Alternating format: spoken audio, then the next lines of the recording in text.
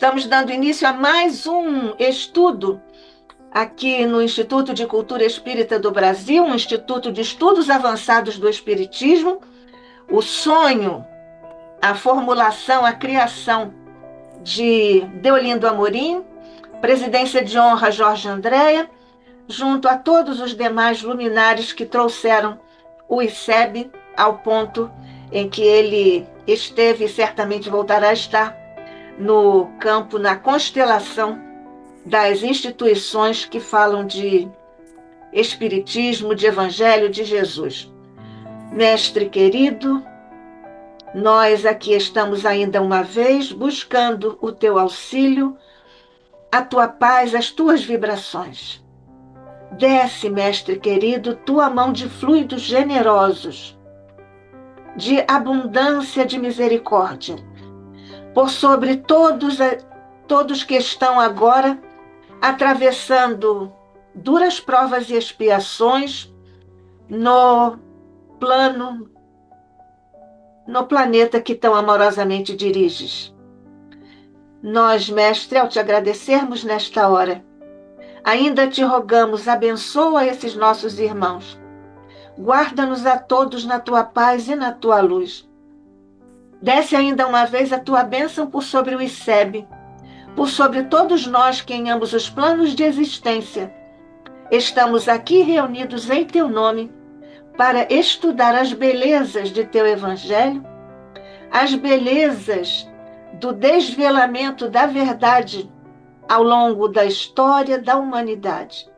E neste momento, ao te agradecermos, ainda te rogamos essas bênçãos por sobre o nosso encontro de hoje, ouvindo Jesus, o nosso querido irmão, companheiro e amigo, Rubens Sobrinho, que vai nos falar ainda uma vez, para nossa alegria, do fruto de suas profundas e de tão longa data pesquisas. Fica conosco, graças te damos hoje e sempre, sob o olhar de nosso Pai. Bem, nós estamos aqui, já dissemos que estamos recebendo mais uma vez Rubens Garcia Nunes Sobrinho, professor efetivo associado de Filosofia Antiga da Universidade Federal de Uberlândia, graduação em Filosofia pela Universidade Federal de Uberlândia, mestrado em Filosofia pela Universidade Federal de Minas Gerais, doutorado pela Universidade Federal de Minas Gerais, sob orientação do Dr. Marcelo Marques, tem experiência na área de filosofia, com ênfase em Platão, pitagorismo, cultos de mistério gregos e ética clássica, atuando principalmente nos seguintes temas: mito e argumento nos diálogos platônicos, filosofia do mito, pitagorismo e mistérios gregos.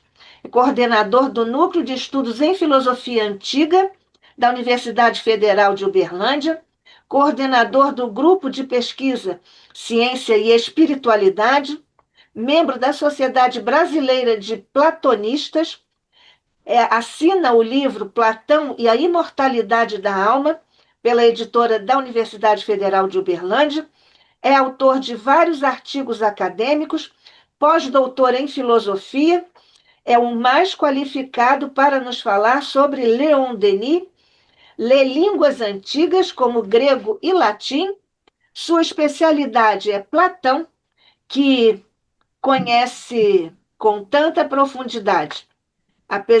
Está aqui agora aposentado, não é isso? Do trabalho do Enlip, o platonismo na obra de Denis. Apresentou o trabalho no Enlip sobre platonismo na obra de Denis. Ele vem hoje falar sobre uma outra associação que raramente os especialistas abordam, mas que ele está aqui para nos desdobrar esses conhecimentos.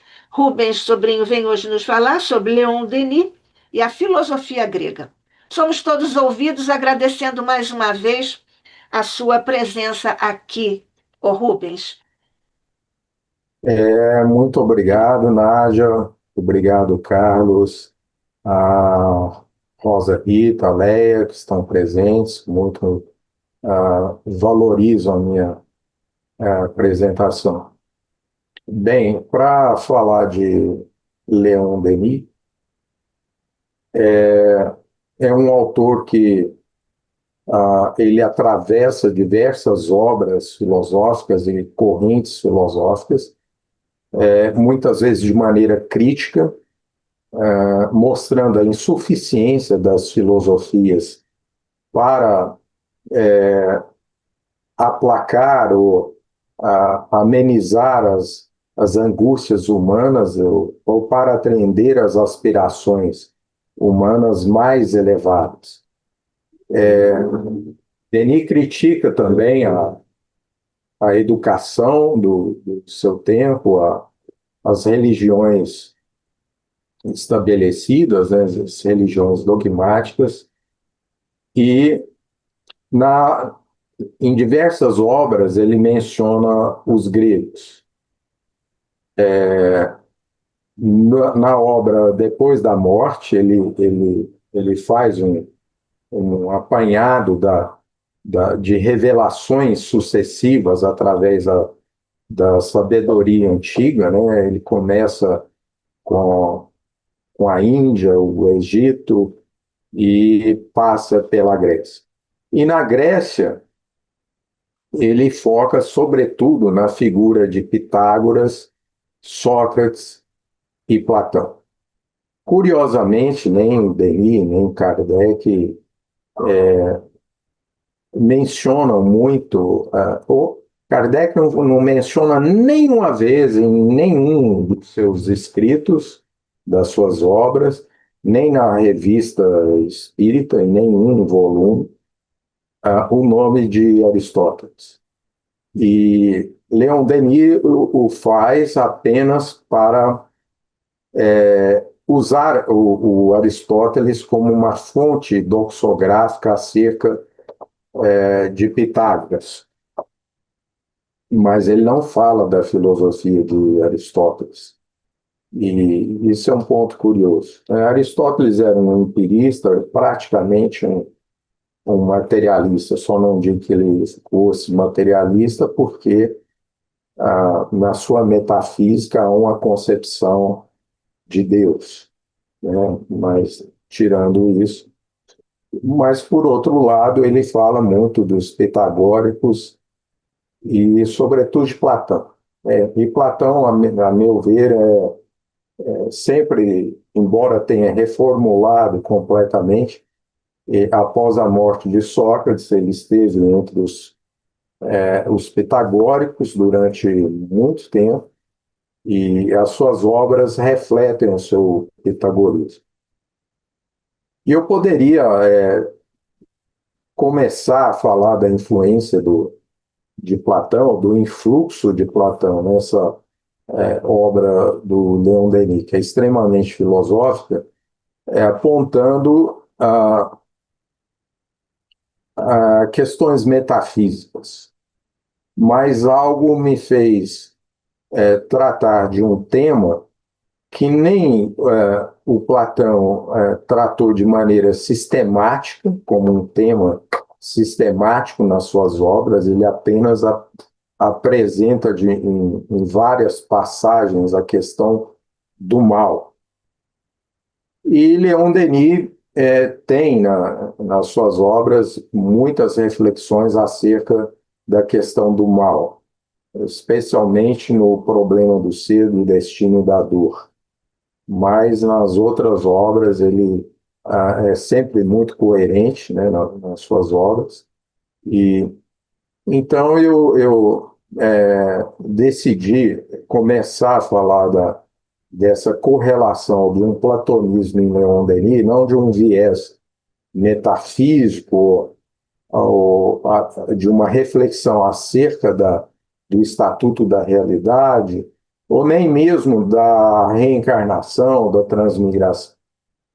Eu resolvi falar do problema do mal hoje, embora Platão não trate do mal de uma maneira sistemática, e a própria expressão problema do mal seja um pouco anacrônica, porque o mal se tornou um problema depois de pensadores cristãos como Santo Agostinho, né? Em Platão há a questão do mal, ou as causas, a origem do mal, né?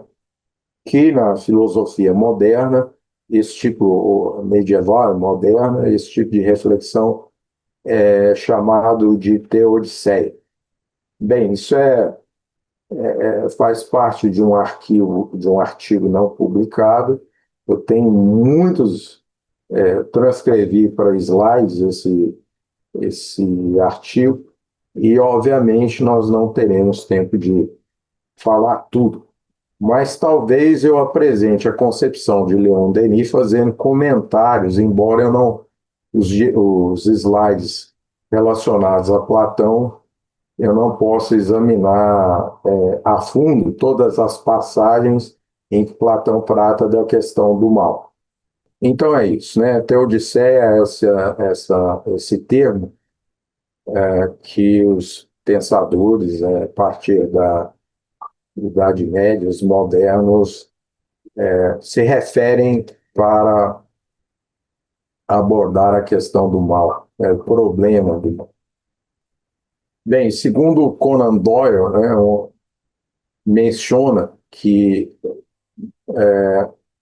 o mundo estava no limiar do surgimento de uma crise, ou várias crises, né, e, segundo ele, as visões, ou a cosmovisão do Leon Denis, podem formar uma base sobre a qual as filosofias do futuro irão se basear.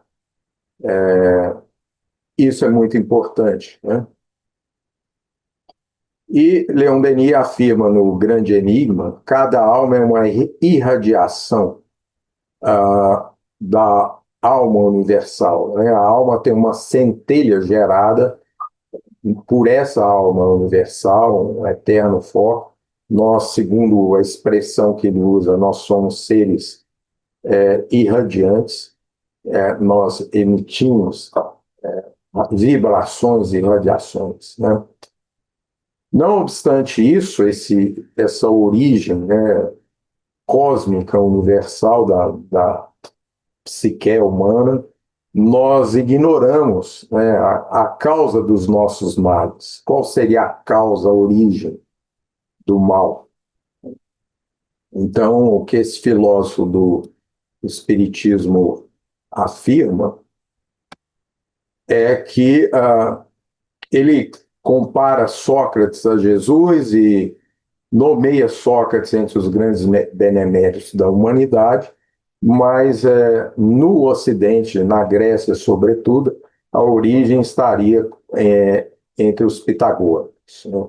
E Platão é um herdeiro de Pitágoras, embora a filosofia de Platão não tenha o caráter esotérico, secreto das doutrinas que os pitagóricos tinham.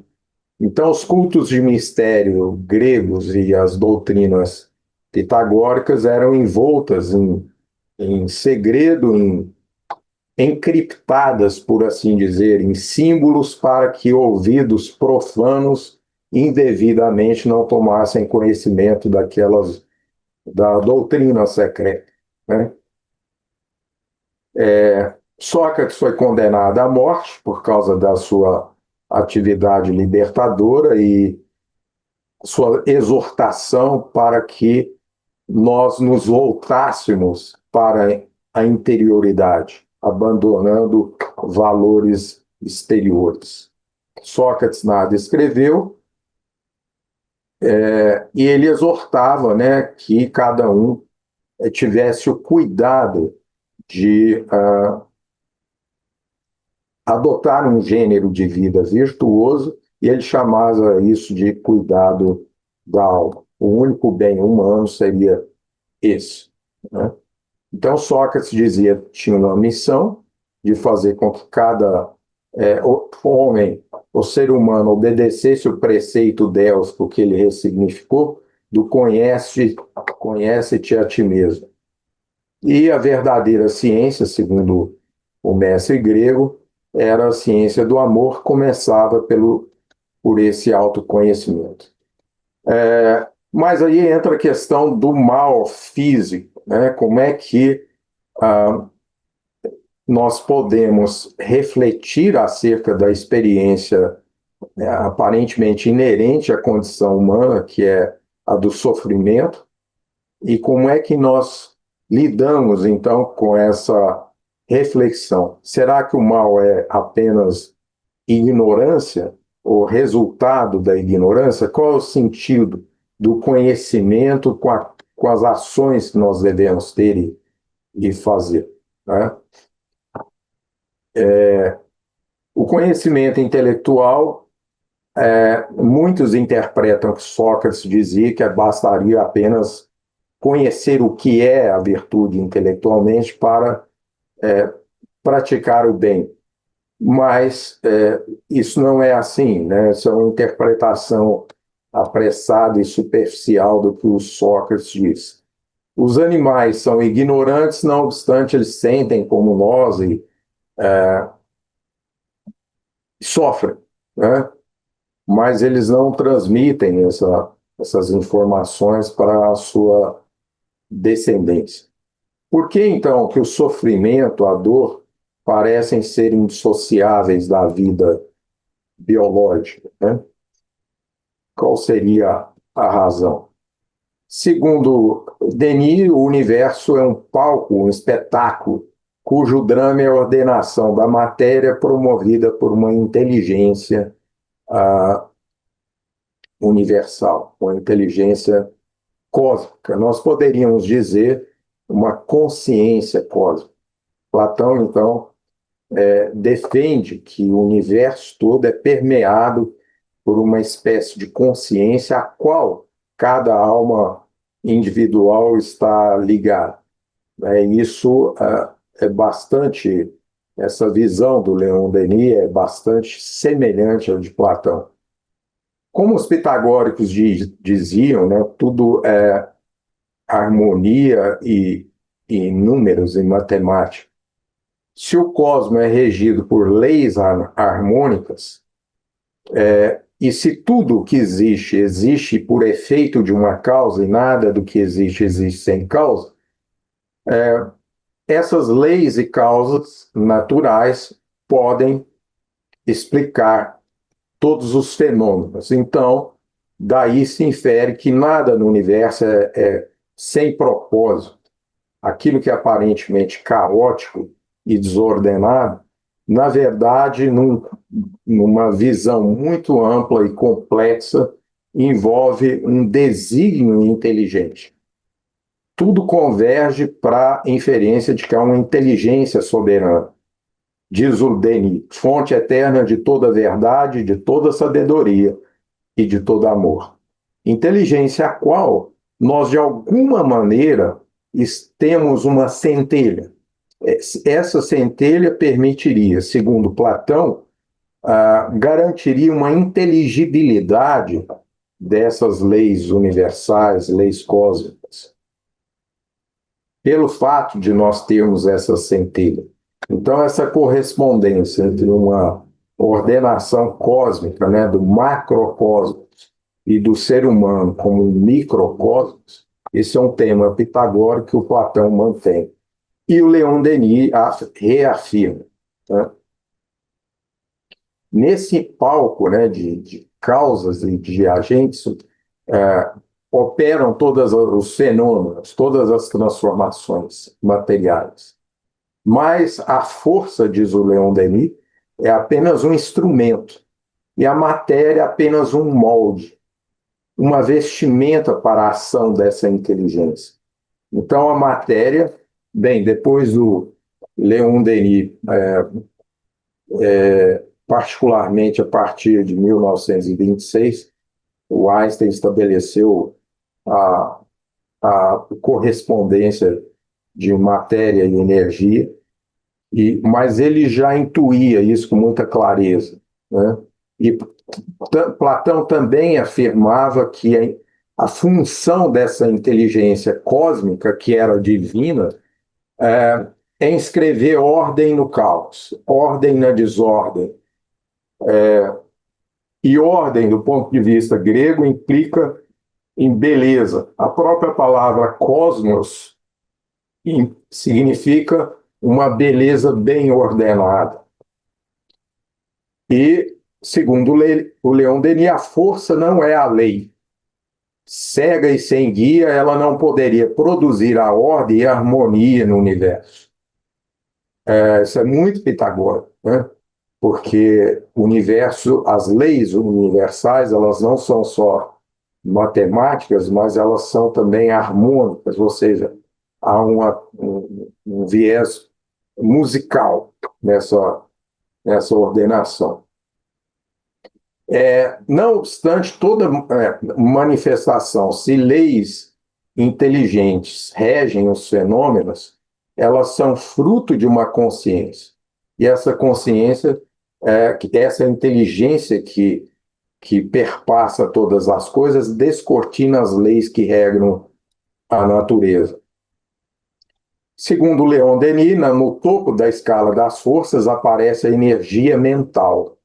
Então, ele faz a distinção entre energia, que é uma noção técnica, né, adquirir uma noção técnica na física, como uma potência, uma capacidade de realizar trabalho ou de produzir mudanças naturais. Isso é quantificado. E no espectro das variedades de energia, ele afirma que a energia mental, a vontade, a inteligência é que constrói as formas e fixam as leis. A vontade aí, os gregos não tinham a palavra exatamente correspondente à vontade, que é voluntas, né? Os gregos tinham uma noção de um querer que era causa ou princípio da ação. E esse querer, uma vez que ele seguisse as instruções da razão ou fosse permeado pela reflexão racional, isso é o que a partir dos medievais foi chamado de vontade. Ou seja, vontade como um desejo permeado de razão. E que isso é muito importante para o Leon Denis, porque nós temos que ter uma disciplina na vontade, no pensamento, para nos sintonizarmos com essa inteligência divina. Isso é um grande enigma. Todos os eventos da natureza, fenômenos, ocorrências da natureza, independentemente da sua escala, podem ser sempre explicados por causas materiais. Todos os cataclismos terrestres, seja a erupção de um vulcão, terremotos, a colisão de um meteoro, podem ser explicados por causas físicas quantificáveis e mensuráveis. Fenômenos climáticos extremos, todos eles têm uma explicação natural a partir de causas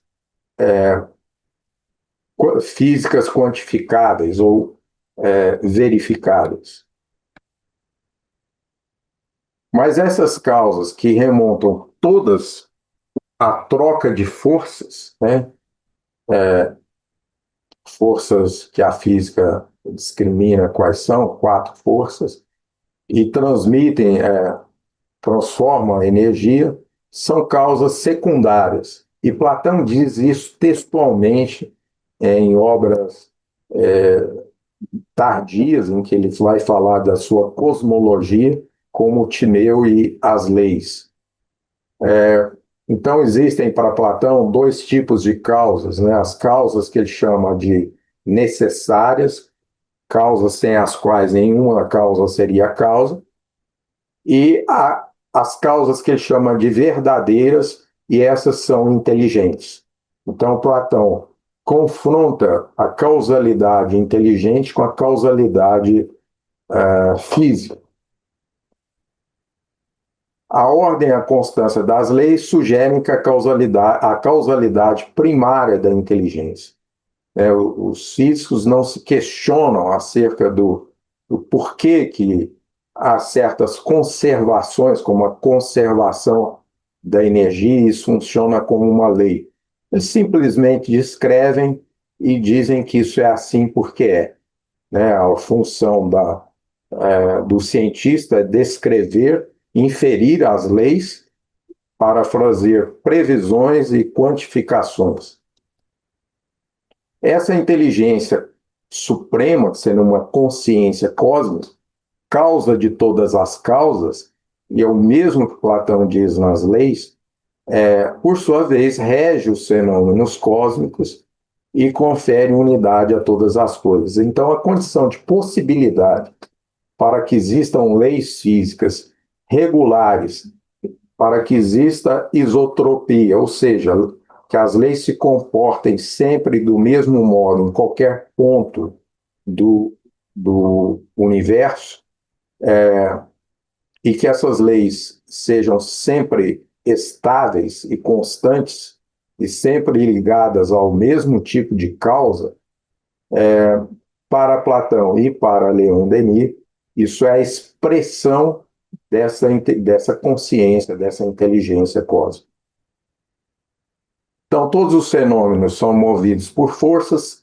Forças são mudanças a causa das mudanças de energia, e toda energia pressupõe capacidade e poder de criar, ou de transmutar, ou de promover mudanças. Todo poder de criar é uma projeção do pensamento e da vontade que se faz modelar no meio material. Então, assim, é praticamente uma releitura do Platão, isso que o Leon Denis afirma, que o pensamento é a expressão da operação, da dinâmica dessa consciência, né? Então, o pensamento será a força modeladora do meio material, de todas as coisas. Então, há uma unidade entre meio material, força e inteligência. Está no Depois da Morte, página 23. A matéria, segundo Denis, é energia condensada. Ele aqui antecipando o princípio de equivalência entre matéria e energia do Einstein, que foi comprovado, né? A sua famosa equação. Então, a matéria é uma condensação, é a expressão que ele usa, de energia. E o pensamento produz energia. Como parte integrante da natureza, os seres vivos são dotados de percepção e graus variados de inteligência, né? Inteligência como a maneira com que cada ser percebe e descortina o real. Fenômenos naturais não são nem males e nem bens, eles são passíveis de percepção e de explicação.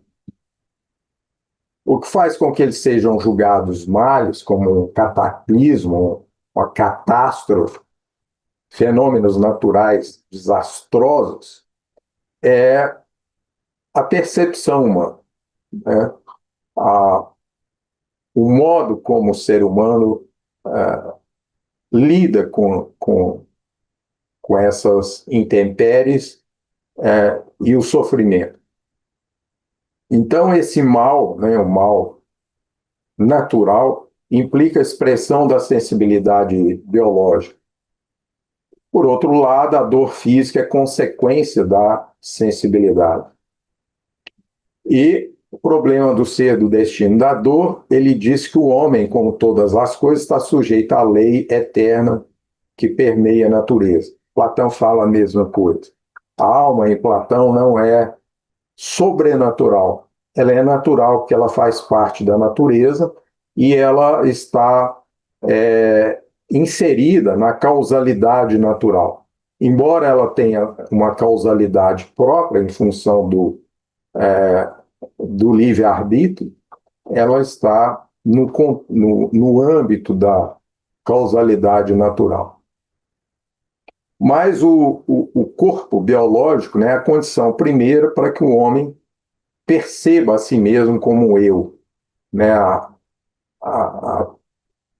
a noção de eu é decorrência é, é uma extensão da percepção de si e da sensação da existência, enquanto alguém que sente, pensa, tem vontade.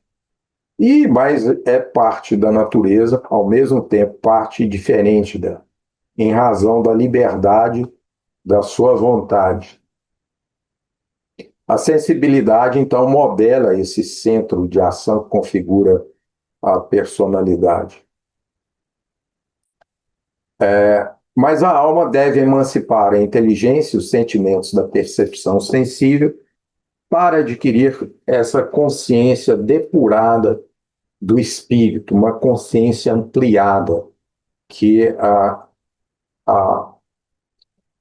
os vínculos sensoriais com a percepção e com o nosso ambiente sensorial impedem que essa consciência se desenvolva.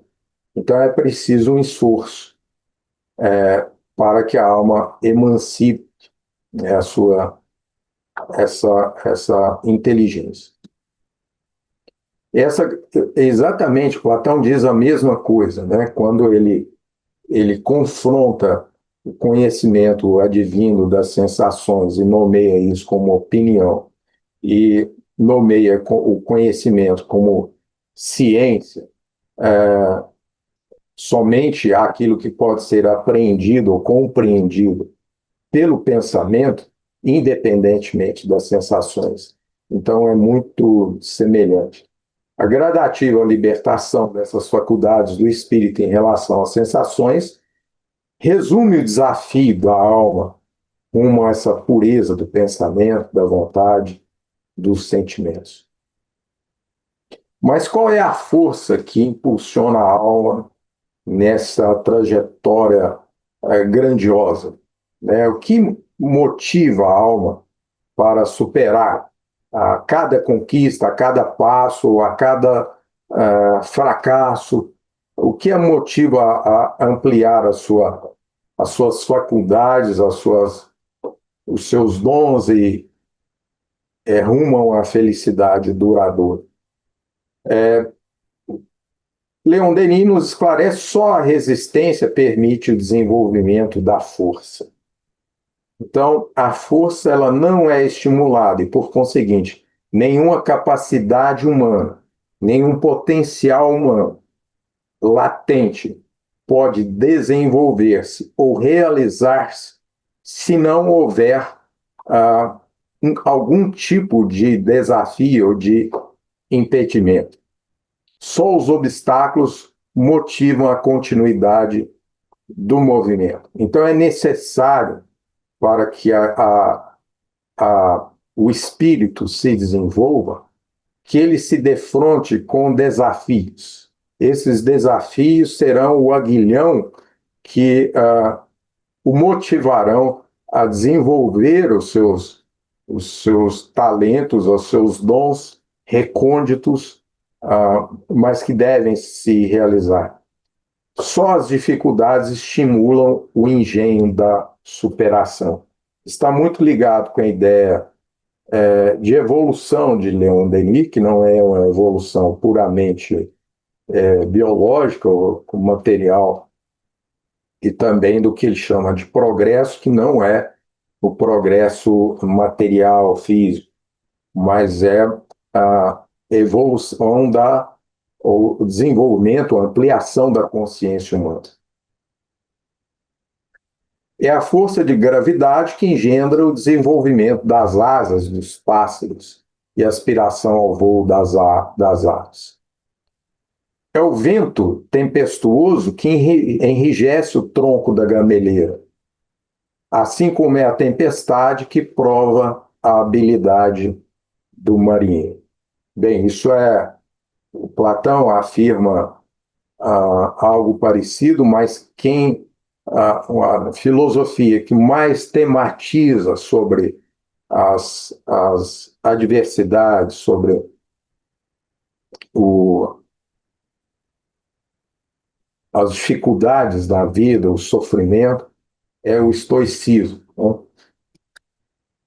Por outro lado, é a matéria diversa, essas que tem exigências, né, e rudes lições que possibilitam a experiência da alma. Então, o sofrimento, a diversidade, dificuldades, e notadamente, em particular, a dor, são necessários para que nós possamos desenvolver uma consciência sem essas adversidades não seria desenvolvida, né? Se a humanidade permanecesse numa espécie de Éden, o ser humano não teria consciência do valor do bem e da felicidade.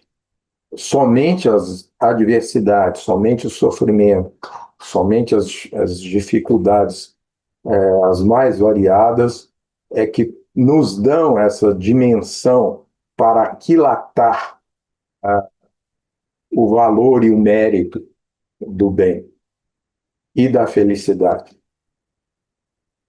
A mente que brota no barro do organismo material anseia erguer-se até as alturas e florescer no céu. Uma aspiração semelhante a que Platão narra num dos seus diálogos, em que ele, de uma maneira belíssima, ele o faz através de um mito, né, de que as almas humanas elas adquirem asas e elas aspiram a retornar para um lugar divino, né? Algumas caem de novo, cair de novo para Platão significa elas perdem as asas, significa renascer num corpo mortal em função de paixões ou de ações que não foram inteiramente justas.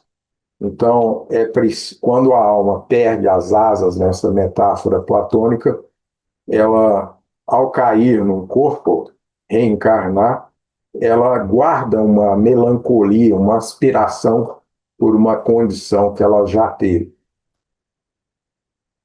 Então, para isso seria preciso o enfrentamento do sofrimento físico, a angústia moral, como instrumentos de depuração. São o cadinho que vai depurar, né, os impulsos e os elementos irracionais da alma, os instintos. Só, só através dessas experiências difíceis do sofrimento é que a alma pode conquistar essa consciência radiosa que é cósmica. Todas as forças extremas da natureza transformam o carvão em diamante, né? O Leon Denis, assim como Platão, é bem metafórico, né? O carvão tem que ser submetido a pressões extremíssimas, a temperaturas extremas, para se transformar, adquirir a estrutura cristalina do diamante. Assim como a alternância entre o fogo e o malho e a água forjam a têmpera do aço. Assim também a alternância dos golpes no fogo das paixões forja a têmpera da vontade, ou seja, conferem uma firmeza de agir de maneira refletida e de maneira judiciosa, sensata e boa. A vontade é a força do vento que insufla as velas do espírito a navegar no mar da existência rumo ao porto da evolução. O pensamento, então, ele é um instrumento que, de certa forma, traduz essa centelha divina do espírito, mas a vontade é aquele elemento volitivo que antecede a ação, né? E a vontade pode ser boa ou má, né? Então, a ação é uma conjugação do pensamento e da vontade. Quando o pensamento é reto e correto, ele vai direcionar a vontade como uma força motora na travessia da vida. Assim, o ser psíquico encontra-se em todas as fases de sua ascensão, assim como ele próprio se fez. Então, há uma dimensão existencial, que também tem no Platão, que o nosso caráter, a nossa constituição mental, psíquica, é produto exclusivo das nossas escolhas. Nenhuma aspiração nobre é estéril, nenhum sacrifício é vão. Na obra imensa, todos se associam, desde a alma mais obscura até o gênio mais brilhante. Ou seja, existe uma comunhão, uma concatenação de todos os seres nesse processo evolutivo. Essa corrente infinda liga os seres na majestosa unidade do cosmos. É uma efusão de luz e de amor que dos píncaros divinos joga, se derrama sobre todos para regenerá-los. O Leon Denis afirma que essas forças radiantes, elas são permanentes. Cabe a cada um estar preparado para divisá-las ou percebê-las como estímulo para o autoaprimoramento. Então, isso configura uma comunhão. Platão diz exatamente isso, que todas as coisas no universo, diz o Platão, sejam homens, deuses, animais, tudo está em plena comunhão. Existe uma ligação entre todas as coisas, e o que faz o vínculo de união entre todas as coisas, o Platão dá o nome de filia, que é um dos nomes para amor, né? Ou amizade, a comunhão universal.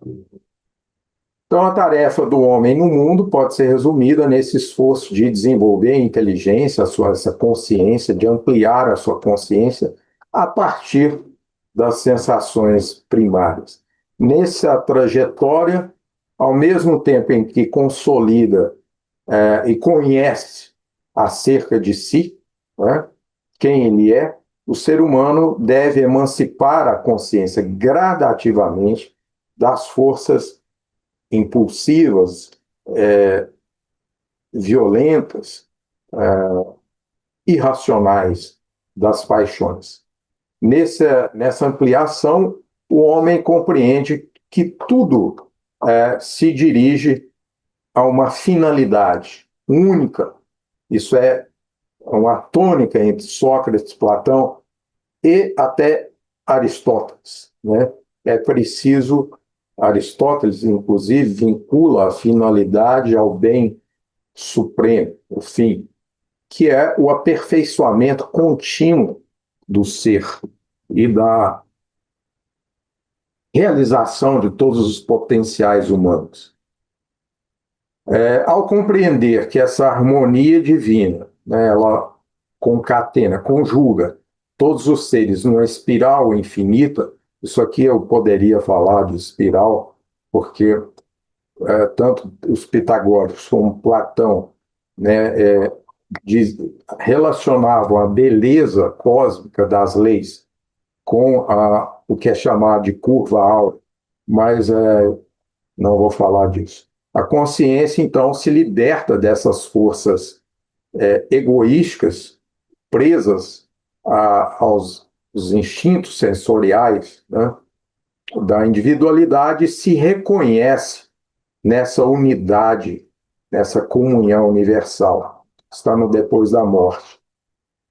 Nessa escala evolutiva, rumo à perfectibilidade, Sócrates e Platão afirmam isso, né, que não existe limite para essa perfectibilidade, que não, é um processo literal de divinização.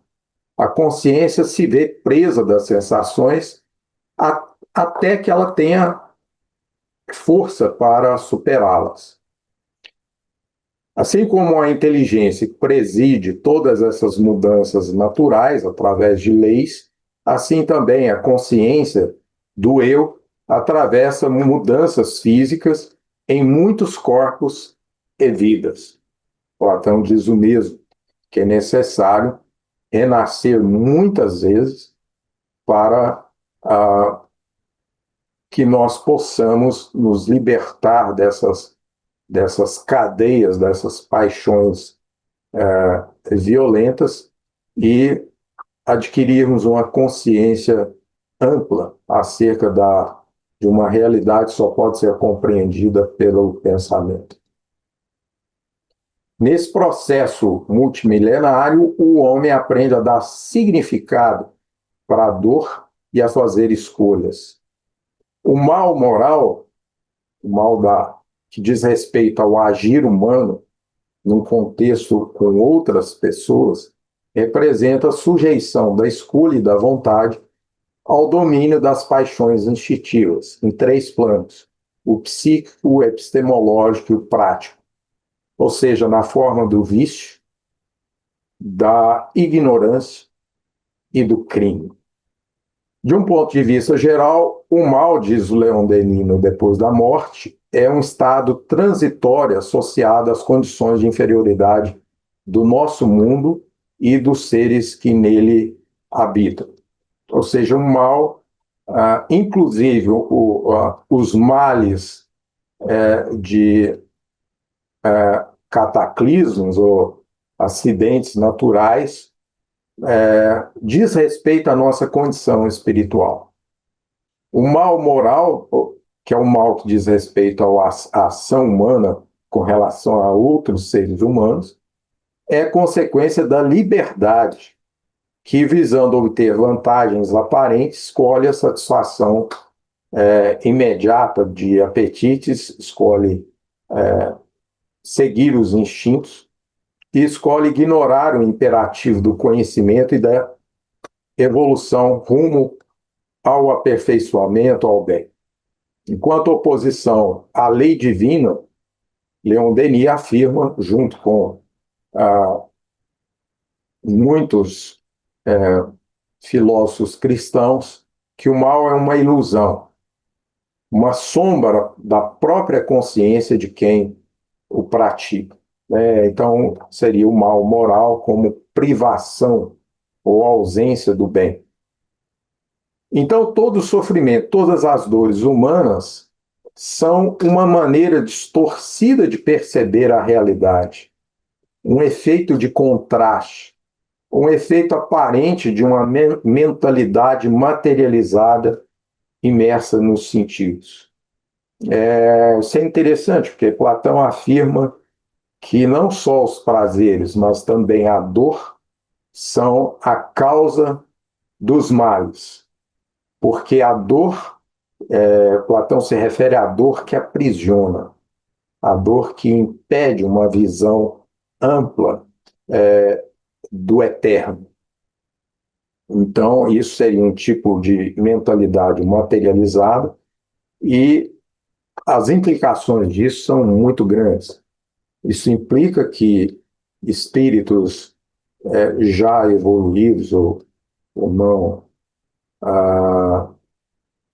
presos, né, à nossa condição orgânica, corporal, esses espíritos têm uma percepção do sofrimento e da dor completamente diferente. Isso explica por que muitos mártires aparentemente enfrentavam a morte e o sofrimento como se não sentissem a dor. Quanto maior o estado de perturbação psíquica, mais intensa é a percepção da dor e do sofrimento.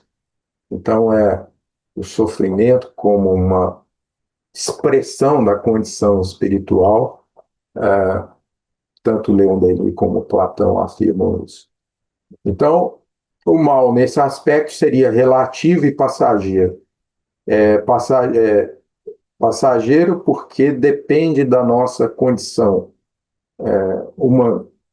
É a condição da alma, ainda criança, que se ensaia para a vida. Pelo próprio fato dos progressos conquistados, esse mal se atenua pouco a pouco, desaparece, desfaz, à medida que a alma sobe os degraus, conduzem ao poder, à virtude, à sabedoria. Problema do ser, do destino, da dor, página 270. É muito curioso isso, né? Nós vemos aí nos romances, na literatura, como é que a variação e o sofrimento, que inclusive implica uma revivescência, numa espécie de looping, em que o espírito sofredor vive tudo novamente, né? Uma morte terrível, ou sofrimentos psicológicos intensos, e aquilo se repete indefinidamente. Assim como a escuridão é a ausência de luz, aqui ele apresenta o mal como privação, que é compatível com o que diz Agostinho. O mal é privação não apenas do bem, mas da consciência que incorporou o bem em si mesmo.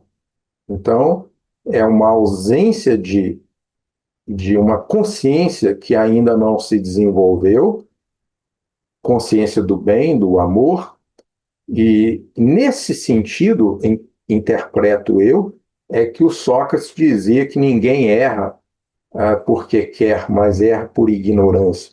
Ignorância do quê? Ignorância de uma consciência que ele ainda não tem. Isso implica que há graus de sofrimento distintos segundo a consciência.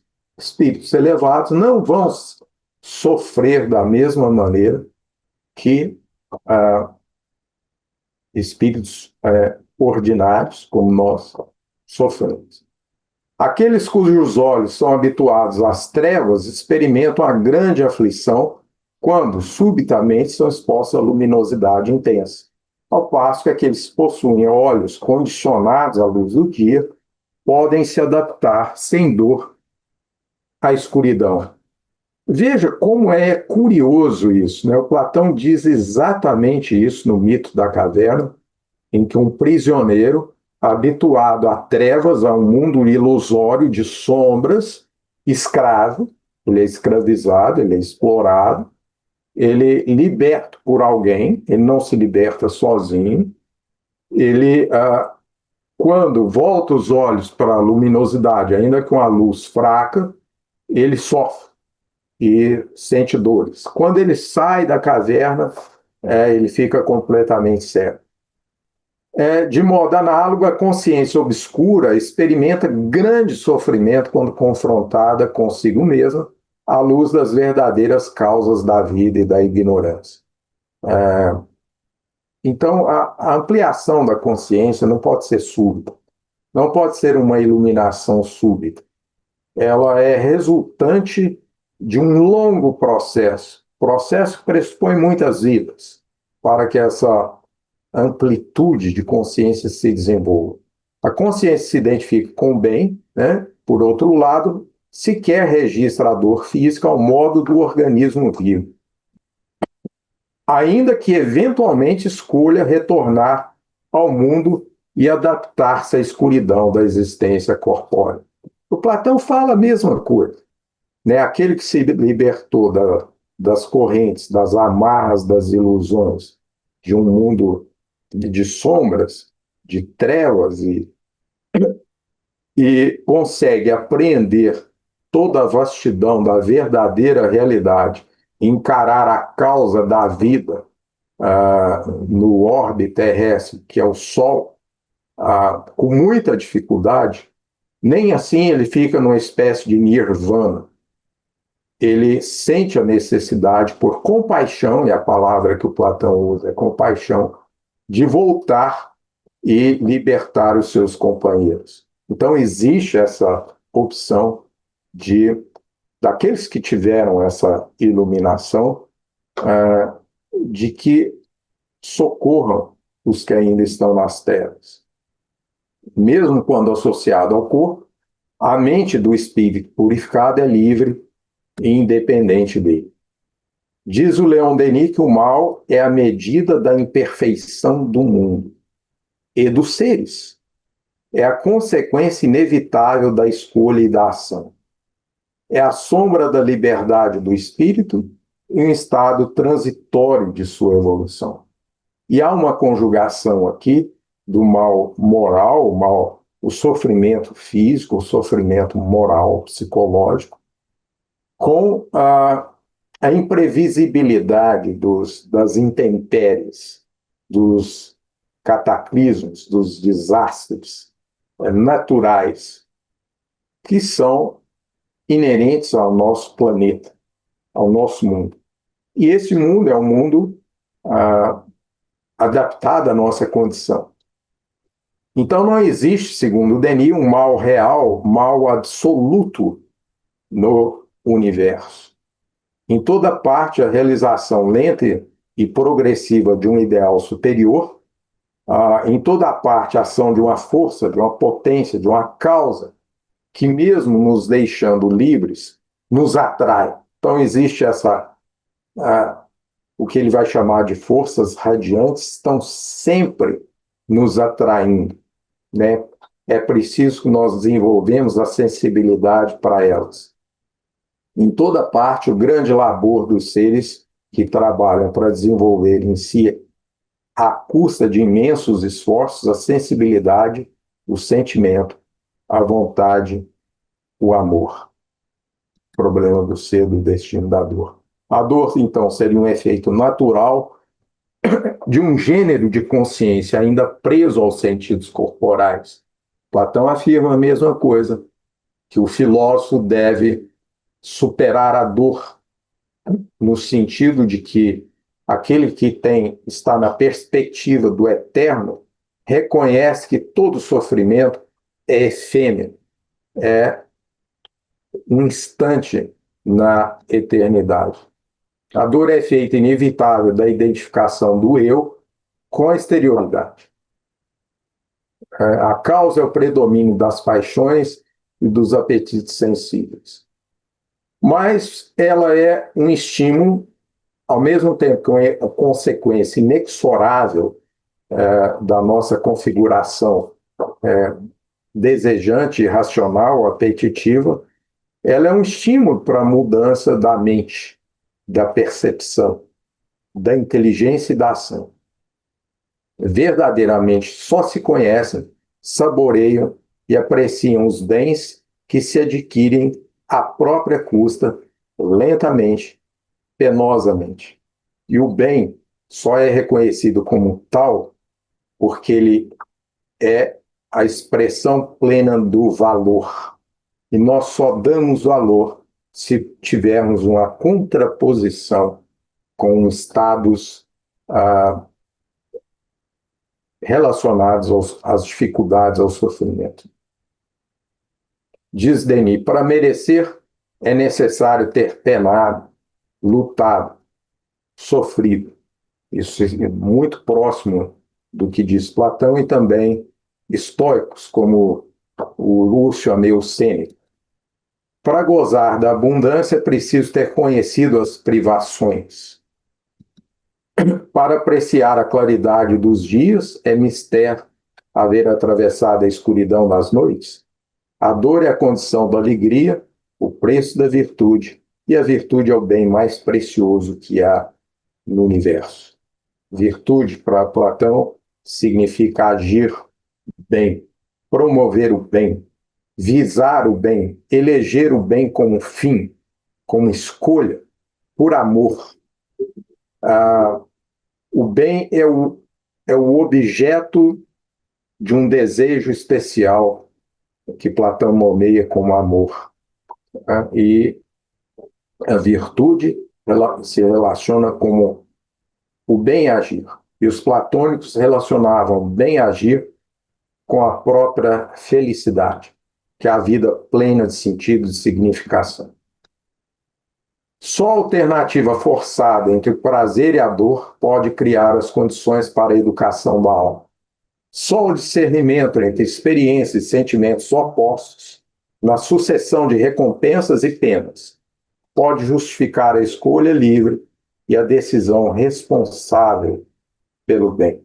É preciso, então, conhecer a dor para que nós valorizemos a plenitude da felicidade.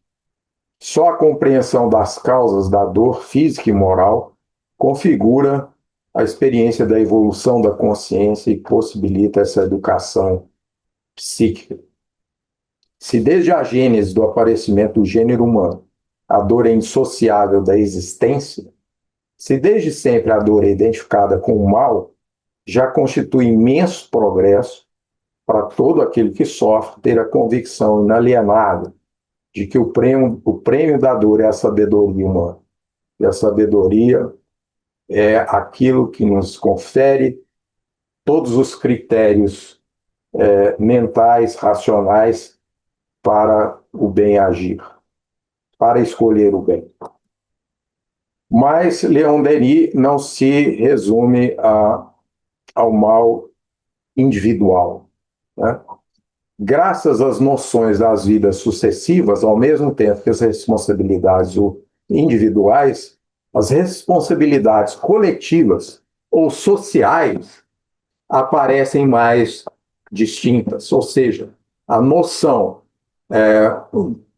da transmigração, da reencarnação como um princípio universal daria uma nova percepção da justiça social.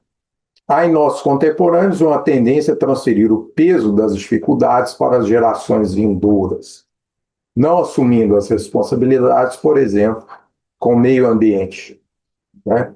Persuadidos que não mais voltarão à Terra, deixam aos nossos sucessores o encargo de resolver os espinhosos problemas da vida política e social. Mas, né, Leon Denis nos adverte que, com a lei dos destinos, a questão muda de aspecto. Não só o mal que tivermos feito individualmente recairá sobre nós. Nós teremos de pagar nossas dívidas até o último centavo, como também o Estado social, cujos vícios e iniquidades tivermos contribuído para perpetuar. Retomar-nos-á em sua pesada engrenagem quando retornarmos à Terra, e sofreremos com todas as suas imperfeições. Ou seja, nós temos que ter uma responsabilidade social, uma responsabilidade coletiva, uma responsabilidade política. Nós não podemos nos omitir e ficar indiferentes em relação às injustiças sociais, porque essa indiferença implicará em novas existências em condições semelhantes à daqueles que sofrem. Essa sociedade a qual teremos pedido muito e oferecido pouco, tornar-se-á novamente a nossa sociedade, sociedade madrasta para seus filhos egoístas e ingratos. Ou seja, a questão política está no horizonte, assim como a questão individual. Essa correspondência entre macrocosmo e microcosmos ocorre não só entre o universo e o espírito humano, mas entre as sociedades políticas também, que espelham ao somatório do caráter dos seus cidadãos. Então, essa responsabilidade social é necessária e nós somos corresponsáveis por qualquer povo que pratica injustiças. Somente quando a sucessão de vidas for a base da educação,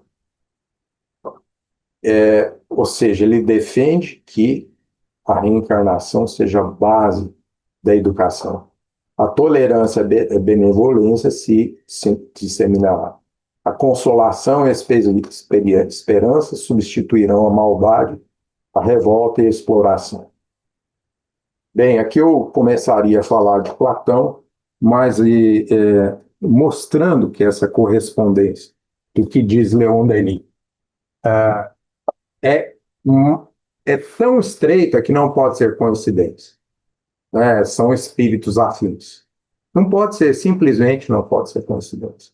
E, embora a ciência pareça totalmente avessa, né, às questões do espírito, nós temos tido grandes desenvolvimentos com a tecnologia na investigação de, por exemplo, de estados de quase morte ou de espíritos que retornam com memórias de vidas passadas.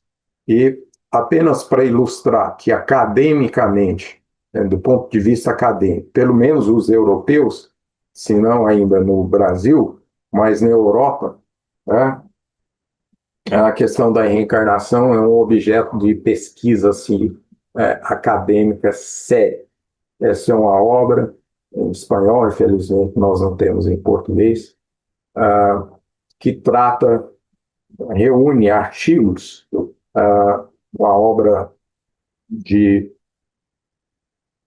700 páginas, né, que reúne artigos os mais variados que mostram que a reencarnação não é simplesmente um dogma, mas mostra com estudiosos muito eruditos, né, a reencarnação nos Vedas, entre os Brahmanes, no hinduísmo, no jainismo, no budismo, entre os órficos, entre os pitagóricos, na Grécia, Ferécides, Píndaro, em Platão, Empédocles, Platão, Plutarco, no neoplatonismo, em Roma, no cristianismo primitivo, a concepção de transmigração no maniqueísmo, no judaísmo, na tradição muçulmana encarnacionista, como o sufismo, entre os celtas, na Sibéria, entre os xamãs siberianos. E, por fim, analogias e diferenças entre essas diversas doutrinas. Então, é um fenômeno transcultural, milenar, que Leon Denis defende que esteja na base da educação. Então, o platonismo do Leon Denis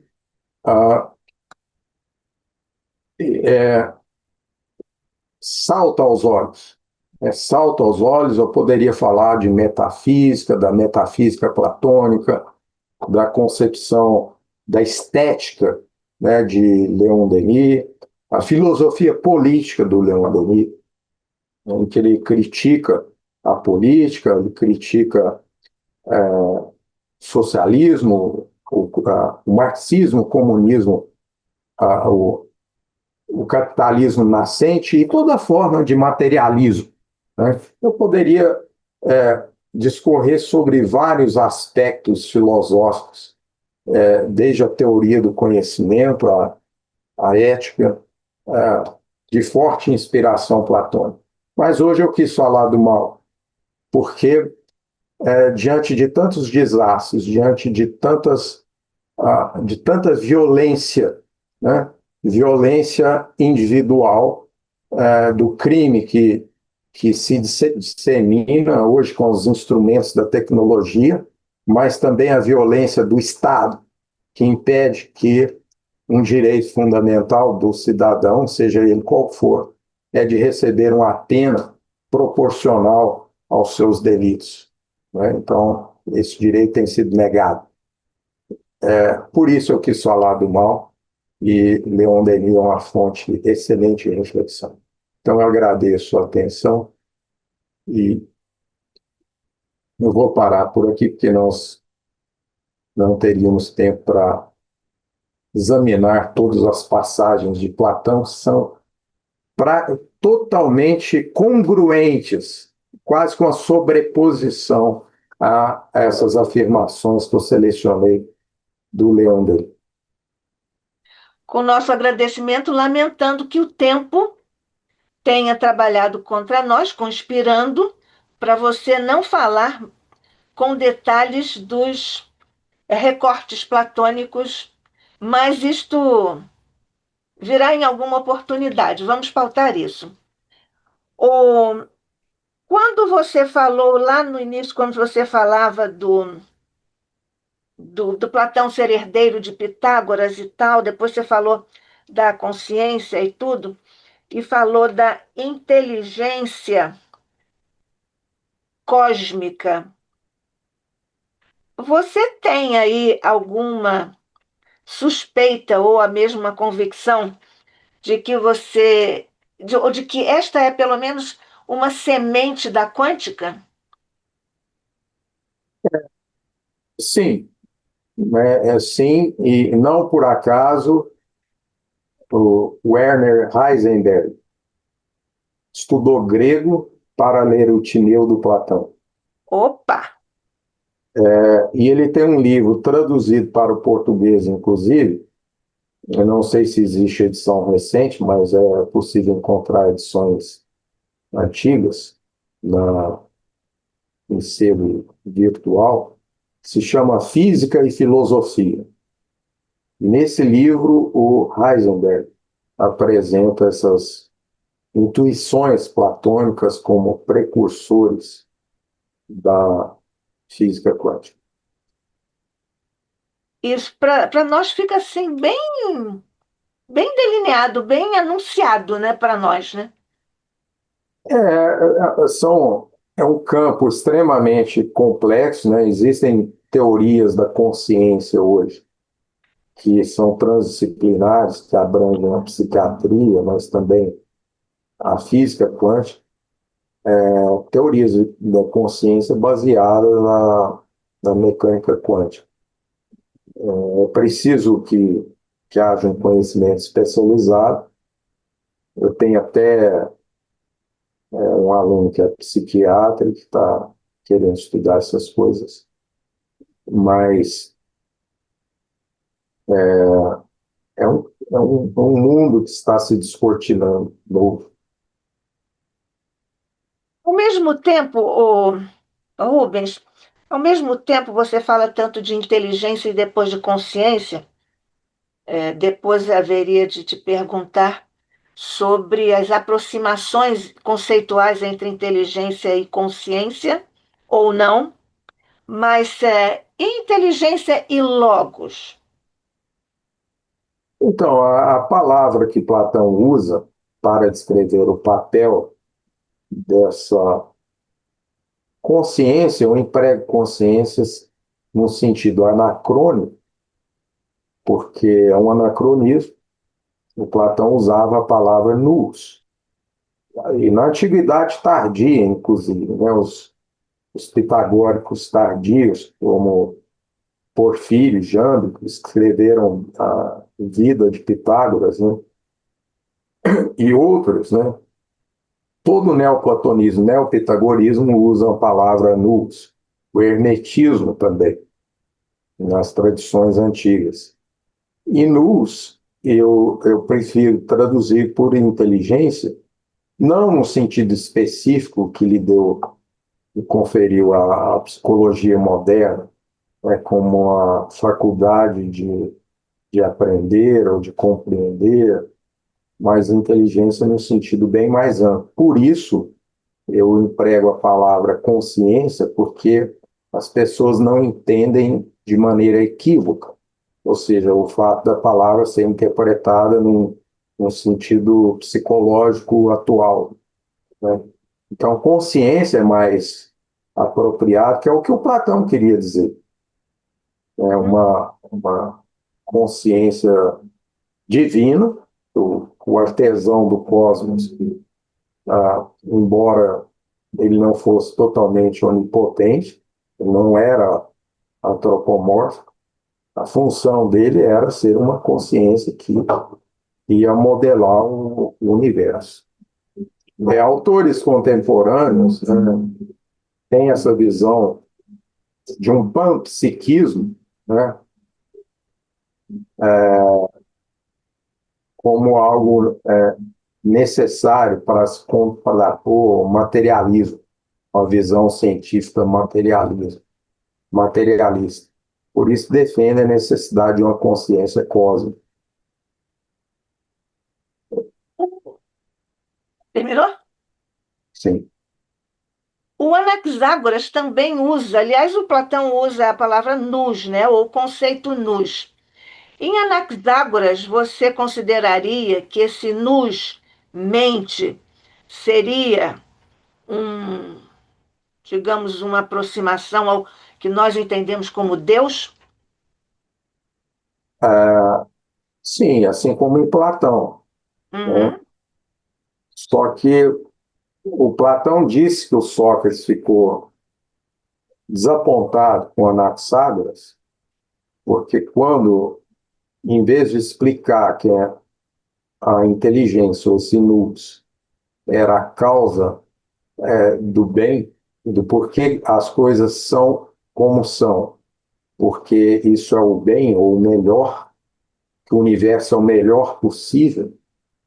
Em vez de explicar isso, o Anaxágoras teria dado, nessa versão de Platão, teria dado uma explicação física, né, semelhante à dos físicos materialistas.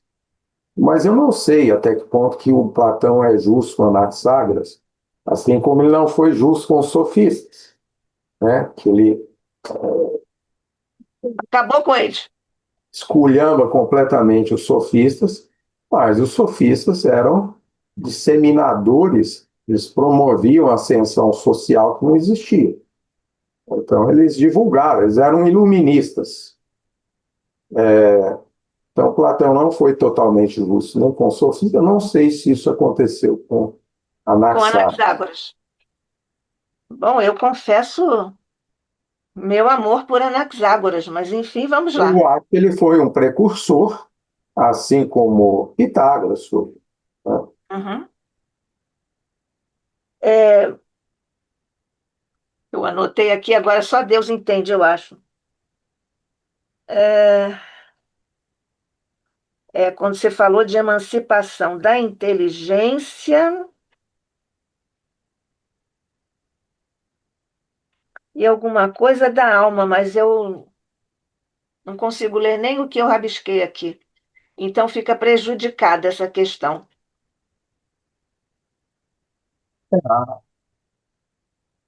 Tanto Leon Denis como Platão afirmam a necessidade de nós, uma vez imersos nessa espécie de obscuridade que a experiência numa vida somática implica, com tumultos, né, instintivos e paixões que irrompem, desejos irracionais em relação aos quais nós não temos controle, são intrínsecos à nossa natureza.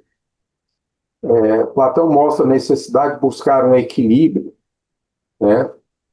E esse equilíbrio é garantido por ele, que eles chamam de o elemento superior da alma humana, que seria o racional. Logos pode ser uma expressão, né? Tanto que ele dá um nome para essa parte psíquica, que é relacionada à racionalidade, que vai como uma espécie de regente ou de maestro coordenar as diferentes, os diferentes impulsos humanos. O Platão dá o nome para essa parte da alma de logistikon, ou seja, a parte que tem logos, tem razão. Muito bem. Fica assim, então, queria que você dissesse até que ponto você considera uma influência básica, quase que essencial, do estoicismo em Platão. Porque ficou muito. E no Leon Denis também, quando você falou no Leon Denis, só os obstáculos motivam a continuidade do movimento. Isso é estoicismo, né? Sim. Depois, só as dificuldades estimulam o engenho da superação. Isso é estoicismo puro, né? Até que ponto isso vai? Então, é muito parecido, sobretudo com Sêneca, na obra Sobre a Providência Divina, em que ele vai examinar porquê do sofrimento. Mas o estoicismo é mais de 100 anos posterior ao Platão. né? A Grécia já tinha sido invadida por Alexandre e depois pelos romanos. Então, no surgimento do cristianismo, as filosofias ainda dominantes em Atenas eram o estoicismo e o epicurismo. Paulo fala isso. E essa é uma outra tônica. O estoicismo tem de alguma maneira, um influxo do platonismo, mas certamente as semelhanças aí com o estoicismo são muito grandes. Sim, então, ideias seminais em Platão que foram dar ou desembocar no estoicismo. Você Sim. diria isso? No estoicismo e no neo-estoicismo, que é da época imperial, que é do Sêneca, da época de Paulo também. A carta aos Coríntios é estoicismo também. Aham. Escute, diga. Quando Paulo fala que ele se orgulha das suas cicatrizes e das marcas que ele traz no corpo em nome de Cristo, que ele descreve todos os sofrimentos pelos quais ele passou, foi apedrejado, náufrago, mais de uma vez, apedrejado até ser dado como morto, que tudo sofreu em nome de Cristo. Isso para ele era uma glorificação, tem forte influência histórica. Uhum. Já que estamos falando do estoicismo, qual é a tua avaliação em termos filosóficos do. É um livro só, né, que o Marco Aurélio escreveu? Meditações, eu acho, né? Ele está naquele contexto, né, imperial, ele era imperador, escreveu em grego, então é fortemente filosófico, mas ele já não tem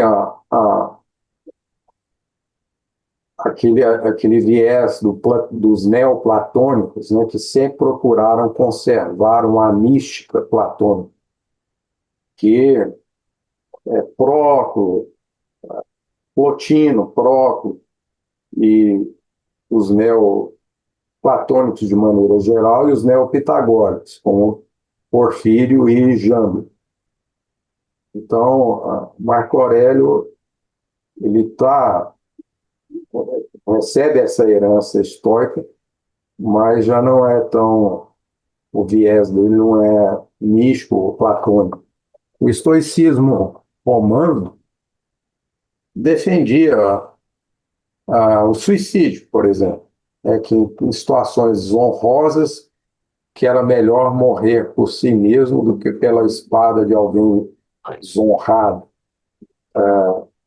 E o estado de natureza ali, então, muito do misticismo platônico foi perdido no Retirado. estoicismo. Foi retirado. Uhum. Quando você falou, citando, corrente, é do Leon Denis, essa citação, eu acho, corrente infinda liga os seres na majestosa unidade do cosmos. Sim, Essa união de tudo, de todas as coisas estarem então em tudo, isso pode nos lembrar as homeomerias de Anaxágoras, não? ah, sim, mas eu acho que é mais próximo, pode, mas eu acho que é mais próximo da coinonia pitagórica, da comunhão Uhum, dos pitagóricos. tá. E quando o Platão diz todas as coisas no universo, eu perdi aqui uma parte dessa tua citação, tudo em plena consciência.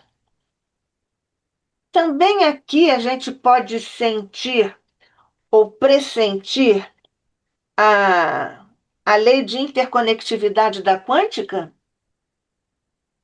Ah, eu não sei responder de maneira fundamentada.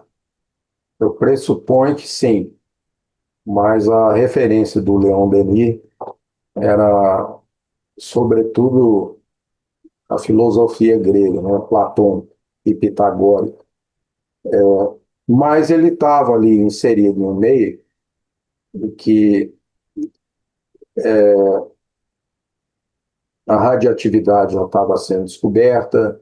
Ele menciona William Crookes, Michael Faraday, cientistas do seu tempo, e O Myers com a energia também, né? sim, Frederick Myers, que eram todos membros da Sociedade de Pesquisas Psíquicas, né? Isso. Então, pode ser, já, ele tinha inspiração espiritual, né?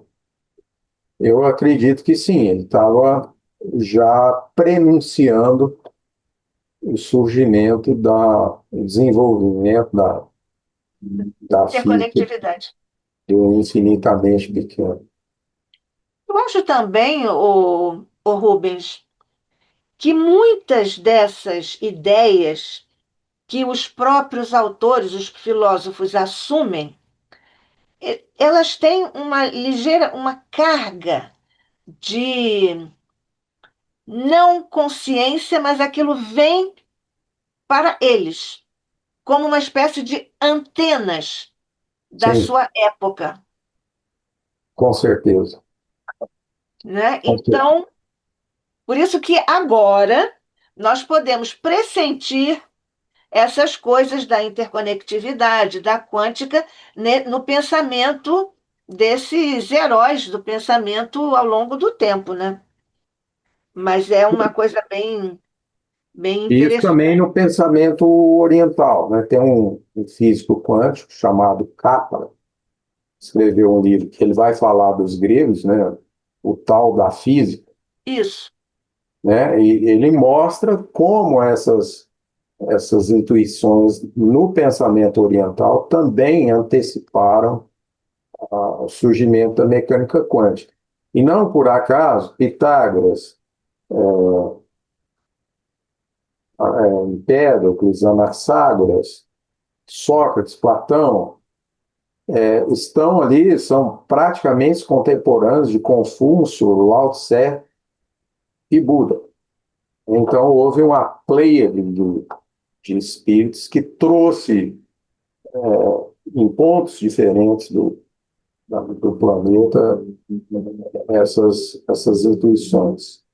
Uhum. Assim como aconteceu com as ideias para o surgimento do espiritismo, também em várias localidades, em vários lugares do planeta, surgiram, brotaram Sim, essas ideias absolutamente conectadas e tudo, né? Você falou em Platão e Leon Denis, a consciência do eu. E eu fiz aqui uns rabiscos que hoje não entendo. É, enfim, quando você falou da consciência do eu, em talvez imensuráveis mudanças físicas. Acho que foi essa a citação que você fez. Isso é reencarnação? sim, Uhum. sim. Depois, quando você falou do mal moral, lembrando o Agostinho, Privatio Boni, etc., e a ausência da consciência do bem, exatamente. Quando você falou sobre isso, eu lembrei dos iogues, que você estava falando da dor e da dor física e tal. Os iogues e a dor e a consciência, porque os iogues, eles passeiam em cima de fogo, né? Ou de pregos, deitam-se Sim. em pregos, né? Você considera que existe aí um estado alterado de consciência para que eles consigam isso? Sem dúvida, estados alterados de consciência, que são um tema de pesquisa fascinante, né? Existem também desde a antiguidade. Os gregos adquiriram mestria sobre a fisiologia orgânica para chegar a um estado de catalepsia. Eles eram dados como mortos. E com isso eles conheciam o passado, o presente e o futuro. Empédocles diz que Pitágoras se lembrava de 20 vidas passadas. Os yogis têm isso, né? E já no MIT fizeram experimentos de um indiano que conseguia ter um domínio pleno, quase completo sobre a Corpo sua físico. a fisiologia, praticamente raros batimentos cardíacos. Depois ele voltava.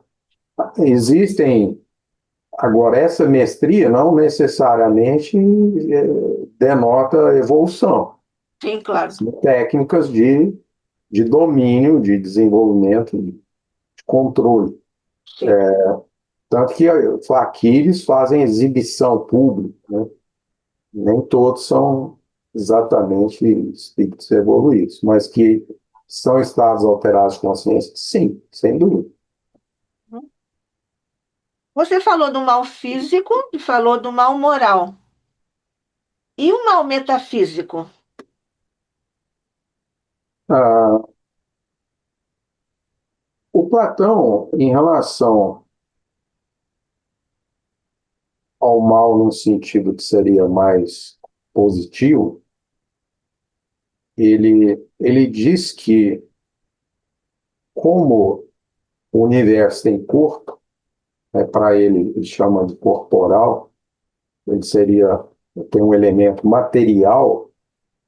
Por causa disso,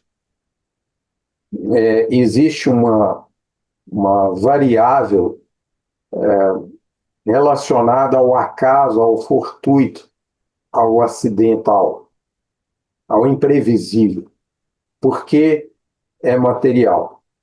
Isso explicaria os desastres naturais, por exemplo. Então, há um elemento que para ele seria um mal metafísico, porque ele é constitutivo da realidade, por causa da materialidade do universo. Mas o Leon Denis afirma que mesmo isso está relacionado ao grau de evolução. Nós percebemos e sofremos desastres naturais enquanto nessa escala evolutiva que estamos. Num planeta de expiação e provas. Há aí uma distinção em relação ao Platão. O Platão considera que esse mal é intrínseco à estrutura material do universo. Uhum, muito bem. Olha, nós não temos aqui nenhuma participação no YouTube, então quero saber se você tem mais alguma coisa. Você sempre tem mais coisas a dizer, mas no momento você tem mais? Não, no momento não. Oportunamente eu posso abordar outro tema filosófico de Leon Denis. Eu Isso. já me dou por satisfeito de defender que, pelo menos em parte, ele era excessivamente otimista em relação ao século XX e ele se decepcionaria muito, mas pelo menos em parte, o simples fato de estudos acadêmicos, científicos estarem sendo desenvolvidos, que comprovam a pré-existência da alma através das memórias de vidas passadas, e estudos acadêmicos que fazem um recenseamento da reencarnação em diversas culturas, diversos tempos, eu acho que isso é o viçareiro. Aham. Muito bem. No seu próximo encontro aqui conosco vai ser sobre. Nós podemos continuar em Leon Uhum. Denis, ou posso apresentar alguma coisa relacionada a esses cientistas da Sociedade de Pesquisas Psíquicas. Isso, está perfeito. Então, Nós decidiremos. é o quê? Nós podemos deliberar sobre isso. Podemos nos divertir com outras coisas lindas. Então, professor Dr. Rubens Sobrinho, muito obrigada. Eu particularmente agradeço. O ICEB também agradece particularmente.